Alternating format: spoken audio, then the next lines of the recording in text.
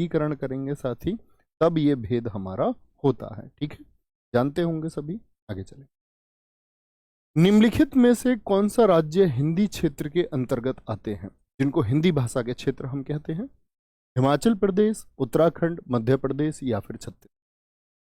विकल्प देख करके चुनेंगे जो हिंदी प्रदेश है, जिनमें हिंदी भाषा बोली जाती है। क्या बोलेंगे जी? सही तरीके से उत्तर देंगे। हिमाचल प्रदेश क्या हिंदी क्षेत्र के अंतर्गत आता है? जी हाँ। उत्तराखंड आता है क्या? जी हाँ, क्योंकि उत्तर प्रदेश से ही बना। मध्य प्रदेश आता है? जी हाँ। छत्तीसगढ़ आता है? जी हाँ। यानी कि उत्तर प्रदेश आएगा आपका या नहीं आएगा हिंदी क्षेत्र के अंतर्गत? जी। बिहार आता है या नहीं आता है? जी भैया आएगा। इसी से बना झारखंड भी आएगा या नहीं आएगा? जी भैया आएगा। क्या बोलेंगे? झारखंड भी आएगा आपका, झारखंड भी आएगा। नई दिल्ली, यूटी में नई दिल्ली आता है आपका, नई दिल्ली क्षेत्र एनसीआर क्षेत्र जो है। चंडीगढ़ क्षेत्र भी हिंदी भाषा के अंतर्गत आता है, चंडीगढ़ क्षेत्र। हरियाणा किसके अंतर्गत आता है? हिंदी के अंतर्गत आता है। बोलियां अलग हैं, ठीक है, लेकिन क्या बोलेंगे, है कौन से? हिंदी क्षेत्र है। तो क्या बोलेंगे? सभी हिंदी क्षेत्र के अंतर्गत भैया आते हैं। मिश्रित और संयुक्त वाक्यों में, मिश्रित या संयुक्त वाक्यों में विरोध का भाव प्रकट करने के लिए किस विराम चिन्ह का प्रयोग किया जाता है? कौन सा विराम चिन्ह है? योजक, कोष्ठक, उपविराम या फिर अर्धविराम होगा। एक वाक्य के माध्यम से समझेंगे। जैसे मैंने लिखा, आलस्य मनुष्य का सबसे बड़ा शत्रु है। आलस्य मनुष्य का सबसे बड़ा शत्रु है। मनुष्य का सबसे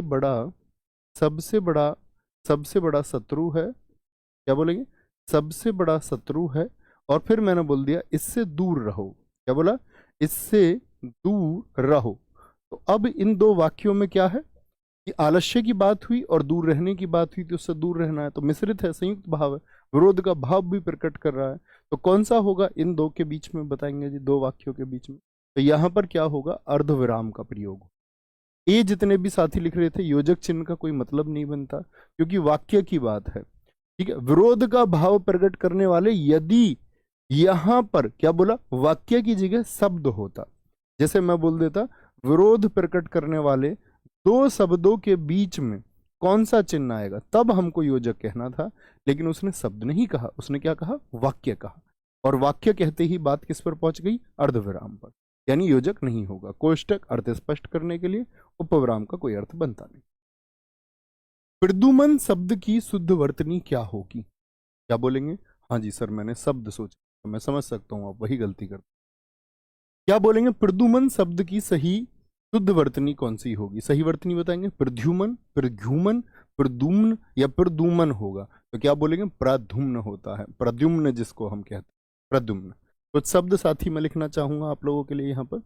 जैसे आप मुझे बताइए, महात्म्य शब्द सही है या नहीं है? जो सही होगा उसको आप फिर सही ही चुनेंगे। याज्ञवल्क्य की अगर मैं बात करूं, याज्ञवल्क्य की अगर मैं बात करूं, ये शुद्ध लिखा हुआ है, यानी वर्तनी में बड़ा पूछा भी जाता है। जैसे मैं बात करूं आपसे, तो शुश्रूषा शब्द, इसकी वर्तनी सही है या नहीं है? जैसे मैं आपसे पूछूं छिद्रान, क्या बोलेंगे? छिंद्रान वेशी शब्द सही लिखा हुआ है या नहीं लिखा हुआ है? या मैं आपसे पूछूं गत्यार्थ शब्द की वर्तनी क्या होगी? गत्यार्थ शब्द की, निरानुनासिक शब्द की वर्तनी क्या होगी? निरानुनासिक शब्द की वर्तनी साथी क्या होगी? जितने साथी इन शब्दों को सही लिख पाएंगे, बहुत जबरदस्त तरीके से तैयारी कर रहे हैं। द्वारिका शब्द की वर्तनी क्या होगी? द्वारिका।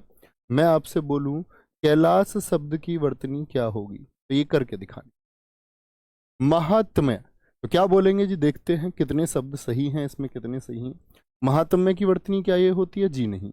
महात्म्य की तो महात्म्य होती है। क्या होती है? महात्म्य। क्या बोलते हैं? महात्म्य बोलते हैं। याज्ञवल्क्य के एकदम से सही लिखा हुआ है। शुश्रूषा की जब बात आएगी तो शु, और श्रूषा यानी कि सेवा की जब बात आती है तो दीर्घ उ का प्रयोग होता है। छिद्रान्वेशी की अगर हम बात करें साथी, छिद्रान्वेशी होगा, छिंद्रान वेशी होगा। गत्यार्थ कोई शब्द नहीं होता, गत्यर्थ शब्द होता है। निरानुनासिक नहीं होता, निर्नुनासिक होता है। निर्नुनासिक शब्द का प्रयोग होता है। द्वारिका नहीं होता, द्वारका होता है। और साथ ही क्या होगा आपका? कैलाश होगा। क्या होगा? कैलाश होगा। सपेरे का प्रयोग। ये बहुत महत्वपूर्ण शब्द हैं। उसी संग्रह को हम हर रोज बढ़ाते हैं साथी, क्या बोलेंगे, हर रोज बढ़ाते हैं। निम्नलिखित प्रश्न में 4 विकल्पों में से उस विकल्प का चयन करें जो भाववाचक संज्ञा का सही विकल्प नहीं है, जो भाववाचक संज्ञा में नहीं आएगा। तो भाववाचक संज्ञा क्या होगी बोलेंगे जी। खारापन क्या भाववाचक संज्ञा है? देखो, खारा तो विशेषण है और खारा विशेषण से बनी हुई भाववाचक संज्ञा खारापन हो सकती है, जी हाँ, ठीक है। तेजस्विता, तो तेजस्वी जो है वो विशेषण शब्द है और तेजस्वी से तेजस्विता बन सकता है, जी हाँ। चिकना एक विशेषण है, चिकना एक विशेषण है, उससे चिकनाई एक शब्द भाववाचक संज्ञा बन सकता है, जी हाँ। लेकिन ग्राम्य शब्द सारे साथी लिख रहे हैं, बी डिफेंस, मनोज कुमार जी, शिक्षा, संदीप भाई, बहुत ठीक उत्तर लिखा, ग्राम्य। तो ग्राम्य को हम क्या कहेंगे जी? फिर भाववाचक संज्ञा तो है नहीं, तो मैं आप सबसे जानना चाहूंगा कि ग्राम्य क्या है। ग्राम्य एक जातिवाचक संज्ञा है, ग्राम्य एक जातिवाचक संज्ञा है या फिर आपका एक विशेषण है। आप लोगों को किसी एक का चुनाव करना है। एक में आप इसको रखना चाहेंगे या बी में, बताएंगे। ए कहेंगे इसको, बी कहेंगे, ग्राम्य। तो देखेंगे भैया क्या, बहुत सारे साथी, इतने मैंने जातिवाचक लिखा है, इतने में उन्होंने भी जातिवाचक जो है वो कॉपी पेस्ट कर दिया। ऐसा नहीं करना है दोस्त, ऐसा नहीं करना है, सोचना है थोड़ा सा। ग्राम्य के जैसे अन्य ग्राम्य, ग्राम के जैसे ही तो अन्य ग्राम हो सकते हैं। अगर मैं पूछूं ग्राम, या मैं बोल दूं गांव, या मैं बोल दूं शहर, जब तो समझ में आता है कि ये जातिवाचक है। लेकिन ग्राम्य अर्थात गांव में रहने वाला, क्या बोलेंगे, ग्राम्य व्यक्ति बोल सकते हैं उसको हम, जी हाँ। तो ग्राम्य शब्द जब आएगा तो ग्राम्य व्यक्ति इसके साथ प्रयोग हो जाएगा, यानी गांव में रहने वाला व्यक्ति। यानी ग्राम्य क्या है, एक विशेषण है। और बी जिन साथियों ने दिया उत्तर एकदम से ठीक था। फुर्ती नहीं करनी है, जल्दबाजी में उत्तर नहीं देना है, बड़ी आसानी से चुनना है। निम्नलिखित विकल्पों में से कौन सा एक वाक्य संबंधवाचक सर्वनाम का उदाहरण नहीं है, यानी सर्वनाम के उदाहरणों में नहीं आएगा? तो ये आपको उत्तर देना है इसका। जो व्यक्ति आपत्ति में विचलित नहीं होता वह अवश्य अपनी मंजिल पाता है। और इस ए भाव को अपने दिल में भी बसाइए, हर छात्र के लिए जरूरी है। तो क्या बोलेंगे, जो और संबंध जोड़ दिया दो उपवाक्यों का, जो और वह से, यानी ए में तो है यह अच्छा विचार है। तो ये तो किसकी बात कर रहा है साथी, आपका निश्चयवाचक सर्वनाम की बात कर रहा है। जो दूसरों के लिए गड्ढा खोदता है वह स्वयं उसमें गिरता है। तो यानी कि जो और वह क्या हो गए, संबंधवाचक हो गए। जिसे चोट लगती है वही, तो जिसे और वही शब्द क्या है, या जो और वह शब्द क्या है, या मैं आपसे बात करूं वह और जो शब्द क्या है, तो आप कहेंगे भैया ये सब संबंधवाचक के उदाहरण हैं। विद्वान व्यक्ति पूज्य होते हैं, ठीक है। वाक्य में प्रयुक्त विशेषण कौन सा है? वाक्य में प्रयुक्त विशेषण, तो पहले तो मुझे बताइए इस वाक्य में विशेषण शब्द है कौन सा? विशेषण शब्द आप मुझे लिख के बताइए, इस वाक्य में विशेषण शब्द कौन सा है? विद्वान है, या फिर व्यक्ति है, या फिर पूज्य, या होते, या है? बोलेंगे वाक्य में प्रयुक्त विशेषण। विद्वान व्यक्ति पूज्य होते हैं, उत्तर देखना चाहूंगा। तो विशेषण में देखेंगे विद्वान व्यक्ति या पूज्य व्यक्ति। तो विद्वान और पूज्य शब्दों का इस्तेमाल हुआ है इस वाक्य में, ये दो विशेषण प्रयोग हुए, ठीक है। कुछ साथियों ने लिखा विद्वान विद्वान विद्वान विद्वान, वेरी गुड वेरी गुड। तो क्या बोलेंगे, सार्वनामिक विशेषण कह रहे हैं। यानी कि सार्वनामिक तो कोई अर्थ ही नहीं बनता, सार्वनामिक तो जब बनता जब पहले सर्वनाम होता। तो सर्वनाम तो है नहीं, ये तो क्या है, विशेषण से शुरुआत हो रही है। और विशेषण से शुरुआत हो रही है यानी कि विद्वान और पूज्य ये किसी व्यक्ति के गुण को दर्शाते हैं। सी वाले सारे साथी ठीक थे और ज्यादातर का उत्तर वही है। यानी कि हम यहाँ पर बात करते हैं किसी भी व्यक्ति का यदि कोई गुण बताया जाए, जैसे विद्वान है, गुण में क्या क्या हो सकता है, ईमानदार, ठीक है, ईमानदार हो सकता है, ठीक है, ईमानदार हो सकता है, वो भी क्या हो गया, व्यक्ति का गुण हो गया, विद्वान हो गया। होशियार हो सकता है, होशियार भी क्या है, एक गुण है। आप भी बताइए, एक एक सोचने का प्रयास करेंगे। दोष भी हो सकते हैं इसमें, दोष का मतलब जैसे बोले बेईमान व्यक्ति, तो ये भी क्या हो जाएगा, बेईमान भी गुणवाचक संज्ञा में चला जाएगा, ठीक है। या हम बात करें आपका दोष में बेईमान के अलावा और क्या हो सकते हैं, दोष क्या होगा बताएंगे जी। जैसे हम कह दें उसको दुष्ट व्यक्ति है, कोई दुष्ट प्रवृत्ति का व्यक्ति है, तो गुण हो चाहे दोष हो, चाहे कोई रंग हो, रंग की हम बात करें काला पीला नीला, अन्य रंग जो आप सोच पाए, ठीक है। अवस्था की बात करें, यौवन हो गया, बुढ़ापा हो गया, क्या बोलेंगे, यौवन अर्थात जवानी हो गई, ठीक है। जरा अर्थात बुढ़ापा हो गया। कोई भी साथी स्वाद हो आपका, खट्टा मीठा तीखा फीका नमकीन, तो क्या बोलेंगे? जितने भी स्वाद हैं, दिशा हो चाहे, या फिर स्थान की बात हो, या फिर आकार की बात हो, दिशा भी हो सकती है साथी, ठीक है। आपका स्थान की बात हो सकती है, आकार की बात हो सकती है, आकार की, तो ये सब किस में जाते हैं? ये गुणवाचक होते हैं। क्या होते हैं? गुणवाचक विशेषण होते हैं। हम इसको कैसे पहचानते हैं? सार्वनामिक नहीं है, गिनती नहीं हो सकती, नाप तोल नहीं हो सकती, तो बाकी सब किस में है? फिर गुणवाचक में है। क्या बोलेंगे? बाकी सब गुणवाचक, ठीक है। निम्नलिखित में से नाम धातु क्रिया का प्रयोग किस विकल्प में है? नाम धातु क्रिया बोलेंगे अभी फटाफट से। नाम धातु क्रिया किस किस विकल्प में है? मां नौकरानी से बर्तन धुलवाती है, बोलेंगे जी।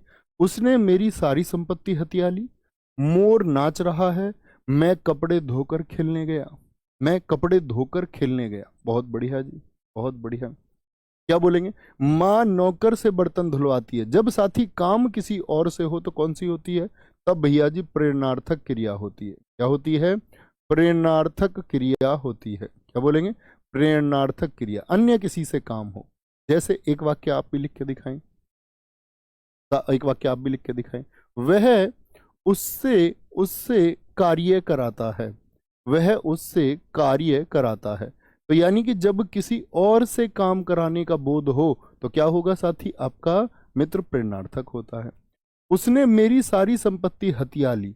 तो हथियाना जो शब्द है, जैसे हथियार, यहां से क्या बनेगा? ईयाना। हथियाना, लतियाना, बतियाना, ये सब किस में आते हैं? नाम धातु क्रिया। अगर मैं आपसे जानना चाहूं, मुझे बताएं नाम धातु क्रिया दोस्त किससे बनती है? तो संज्ञा से, सर्वनाम से और विशेषण से बनने वाली क्रियाएं। संज्ञा, सर्वनाम और विशेषण से। इसकी परिभाषा भी बहुत पूछी जाती है। विशेषण से निर्मित क्रिया, संज्ञा, सर्वनाम और विशेषण से जो निर्मित क्रिया होगी, निर्मित क्रिया, वो साथी क्या कहलाएगी? वो भाई साहब नाम धातु क्रिया कहलाती है। क्या कहलाती है दोस्त? नाम धातु क्रिया कहलाती है, ठीक है। नाम धातु क्रिया। मोर नाच रहा है, इसमें तो क्या साधारण है आपका। मैं कपड़े धोकर खेलने गया। विकल्प डी में बताइए साथी क्या है? मैं कपड़े धोकर खेलने गया। विकल्प डी में कौन सी क्रिया है? मैं सबके उत्तर देखना चाहूंगा। बहुत बढ़िया। याना वाना नहीं आता इसमें। आना वाना तो दोस्त प्रेरणार्थक की पहचान है। दुलवाना, जैसे यहां पर साथी आया, एक साथी लिख रहे हैं आना वाना, नहीं। आना वाना तो देखो जो आना होता है, जैसे अभी सिखाते हैं थोड़ा सा। आना और वाना ये तो प्रेरणार्थक की पहचान है, प्रेरणार्थक की। जैसे धुलना में क्या है? धुल क्या है? धुल बताएंगे क्या है? एक मूल धातु है, मूल धातु। इससे एक क्रिया बनाए सारे साथी। तो क्रिया कैसे बनती है? मूल धातु में ना प्रत्यय जोड़ करके क्रिया बन जाएगी। यानी शब्द क्या बन गया? धुलना, धुलना। और इसी में यदि मैं आना लगाऊं तो क्या बना देंगे? धुलाना। और साथी इसी में मैं वाना लगाऊं तो क्या बना देंगे? धुलवाना, धुलवाना। तो यहां पर मूल धातु में ना जब जुड़ा तो क्रिया शब्द का निर्माण हुआ, और आना जब जुड़ा तो प्रथम प्रेरणार्थक बना, और जब वाना जुड़ा तो द्वितीय प्रेरणार्थक बनता है। आना और वाना। क्या बोलेंगे? आना और वाना। जैसे मैं आपसे पूछना भी चाहूंगा, यहाँ पर कपड़े धोकर खेलने गया, यहां पर क्या बोला? आप सब कहेंगे भैया ये तो पूर्वकालिक है, और इसमें पूर्वकालिक पद क्या है? धुलना। पूर्वकालिक क्रिया हो गई। यानी जो कार्य पहले होकर उसके तुरंत बाद किसी दूसरे कार्य का होना प्रवृत्त पाया जाए तो हम क्या बोलेंगे? पूर्वकालिक क्रिया। अच्छा, जैसे मैंने आना वाना से कुछ बताया, तो आप मुझे बताएं। जैसे खा एक मूल धातु है, इससे बनाना है आपको, इससे आपको बनानी है क्रिया, इससे आपको बनाना है साथी प्रथम प्रेरणार्थक। क्या बनाना है? प्रथम प्रेरणार्थक बनाना है, और साथ में फिर द्वितीय प्रेरणार्थक भी बनाना है। उम्मीद करूंगा किसी का गलत नहीं होना चाहिए। द्वितीय प्रेरणार्थक का निर्माण भी करना हो। बनाए जी दोस्त, ठीक है। जैसे पी एक मूल धातु है, ठीक है। हस एक मूल धातु है। क्या बोलेंगे? हस एक मूल धातु है। रो एक मूल धातु है। इन चारों से बनाए बहुत अच्छे से। तो क्या बोलेंगे? खा से क्रिया बनेगी खाना, बड़ा आसान है। पी से पीना क्रिया बन जाएगी। हस से साथी क्या बन जाएगी? हंसना क्रिया बन जाएगी। रो से ना, रोना क्रिया बन जाएगी। यानी कि ये सब मूल धातु थे, और यदि मूल धातु में क्या जोड़ दिया जाए? एक ना प्रत्यय जोड़ दिया जाए तो क्या बनता है? क्रिया बनती है। बड़ी आसान बात हुई। प्रथम प्रेरणार्थक क्या होगा इसका? आना।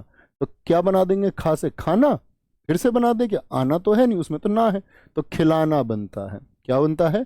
खिलाना। और वो उनको खिला रहे हैं, ठीक है।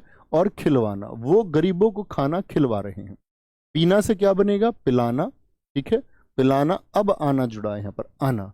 और पिलवाना, क्या बोलेंगे? पिलवाना, वो उनको पानी पिलवा रहे हैं।